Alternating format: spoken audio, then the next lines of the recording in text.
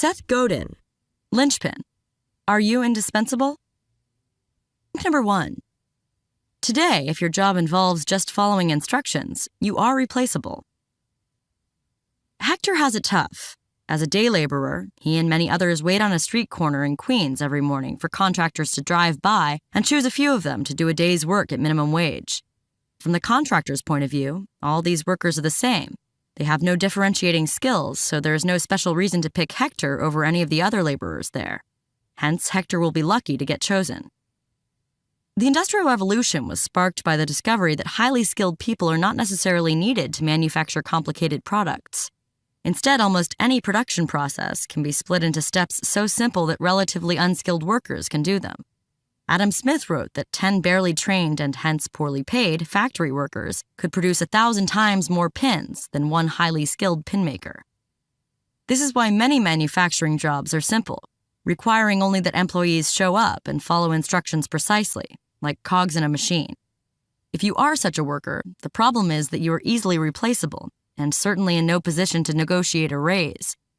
Consider how manufacturing jobs in the West are being outsourced to China and India, where people are equally capable of following instructions, but for a fraction of the cost.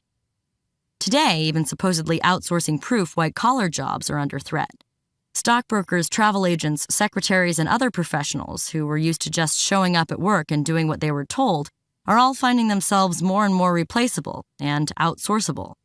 Jobs that involve purely following instructions can be done by anyone, anywhere. Number 2. Linchpins are indispensable, so they get the best jobs. There's a big gray mass of people out there for whom work means showing up for X hours a day in return for a monthly paycheck. They see their work as a frustrating and tedious chore, a necessary evil in their lives. And guess what? Their lack of motivation does not go unnoticed by management, and when times get tough, they're the first to be fired. This army of drones provides an opportunity for those who refuse to be unremarkable, the so-called linchpins, who are indispensable to their company. You need not be a CEO to be a linchpin. Consider the extra-friendly barista, whose great service makes you a regular customer, even though the coffee shop isn't the closest or cheapest one. That barista is a linchpin, because the coffee shop can't easily find someone with a similar passion for service to replace him with. Linchpins are like artists. They pour all their energy, heart, and soul into their work. They don't need detailed instructions from managers, but rather find their own way of solving problems and doing their job. And they do this with such flair and passion that they gain a reputation. While others stand on the sidelines, linchpins stop the show. These abilities make linchpins not just slightly more valuable, but 100 times more valuable than the average mindless worker. Therefore, linchpins will always find work and be treated fairly. Only a foolish company would lose one. And when a linchpin does look for a new job, usually her reputation has preceded her, and she can count on employers to snatch her up quickly. Number 3. The lizard brain generates fear to stop you from becoming a linchpin. Becoming a linchpin means being brave enough to stand out from the crowd. But why is this so difficult? Why do most of us shy away from the limelight? The human brain evolved in stages, and one of the earliest parts to develop was the so-called lizard brain. It generates primal emotions like fear, hunger, and anger, and it used to play a very important part in our survival, for example, by telling us to run away from saber-toothed tigers. Because this role was so important for our ancestors' survival, the lizard brain still exerts a great deal of influence on our higher thinking. Today, however, the lizard brain's influence can be damaging.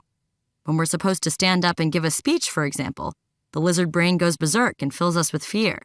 It screams, "No, don't put yourself on stage where others can laugh at you, shout at you, or attack you." Similarly, if you're trying to become an exalted, remarkable linchpin employee, the lizard brain will fill you with fear and doubt. It wants you to remain average because this is the way it has survived until now, hiding from predators. It will probably even generate a wide variety of excuses for why you cannot be a linchpin, like, you don't have any good ideas, you don't know what to do, your boss would never let you. Or even subtler, put off work for a bit, just procrastinate a little. Basically, it will do everything it can to make sure your status quo doesn't change into something new and scary. Number 4. Don't let your fears stop you. Make the choice to be a linchpin. In many ways, we are brought up to fit in. Consider school. We're taught to prepare for exams, keep our heads down, and follow instructions, like use number 2 pencils. Coloring outside the lines gets you a D, and not doing as you're told gets you detention. Is it any wonder that by the time we reach a working age, we're afraid of doing anything that might make us stand out from the crowd? This is why most people are content to just show up at work and do what they are told. They are afraid of being special and afraid of ruining the safe and secure status quo.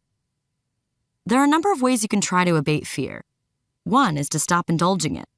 For example, if you're afraid of your boss criticizing your work, you might constantly check your emails to see if he has sent you some negative feedback. Stop scratching this particular itch. Force yourself to sit still and focus on something other than checking your emails. The fear will eventually recede. If you're worried about failure, try pursuing multiple paths and setting multiple goals. If you line up 3 important presentations, failing in one will not matter so much and you will fear it less. Becoming a linchpin does not demand any particular natural talent or an Ivy League education. What it demands is that you overcome your fears and make a conscious choice to do so. Linchpins feel the same fear as everyone else, but they merely acknowledge it and move on. There's work to be done. Number 5.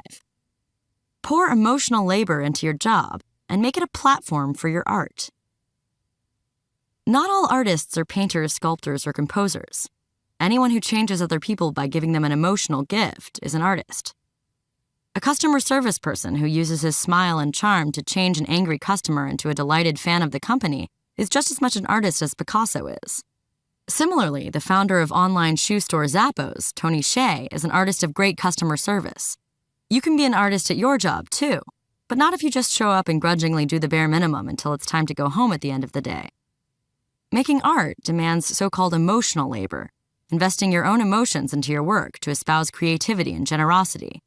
It also means you have to make autonomous choices without clear instructions to follow. This is not easy, which is why many avoid it. For example, have you ever heard a flight attendant read out the safety announcements as if it's the last thing he wants to be doing and he thinks no one is really listening? This happens because the person in question does not see his job as an opportunity for art. It would be much more demanding and stimulating for him to really invest himself into this mundane task and come up with an entertaining and unique way to read the announcements. If he can achieve this, his job becomes a platform for him to create art, something he can happily give away for people to enjoy. As an artist, he would likely find his job far more fulfilling, and his employer would value him more highly too. Number 6. True artists get stuff done. They ship. How many of Picasso's paintings can you name? 2? 3? He actually painted over 1,000 works of art. That is the nature of artists. They produce.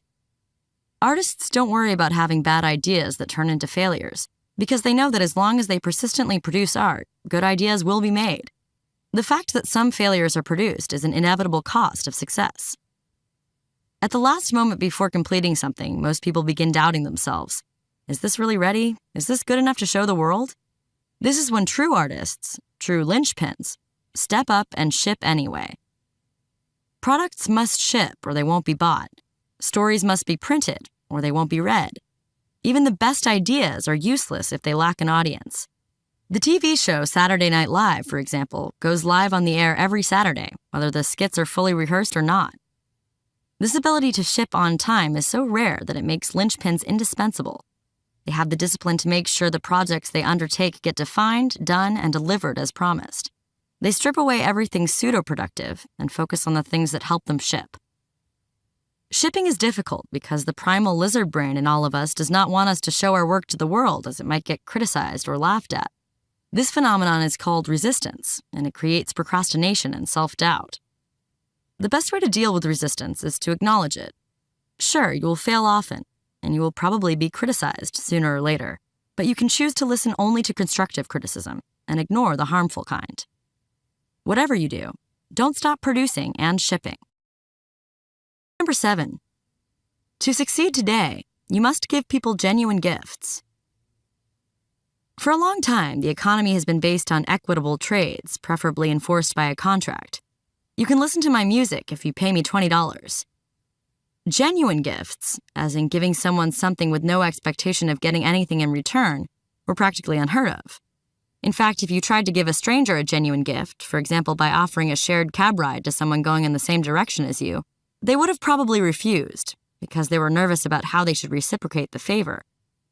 But unreciprocated gifts are becoming a winning tactic, especially on the internet. Consider the digital photographer Thomas Hawk. He shares all his pictures online for free. A cynic might say, all that work and no reward. But in fact, giving away his photos made him famous. People talk about him, follow him, and ultimately give him plenty of paid work. Gifts, given with good intentions and not as manipulation tactics, are talked about, and the givers are rewarded. The linchpins who pour themselves into their work to give such gifts become well-known, celebrated, and desired as employees. True artists give their art away without demanding or expecting reciprocation. It is simply in their nature to produce it. In fact, because their art is so unique, it would be impossible to compensate for it monetarily. How could anyone adequately compensate the waiter who devotes himself to great customer service, bringing in countless customers and brightening everyone's day?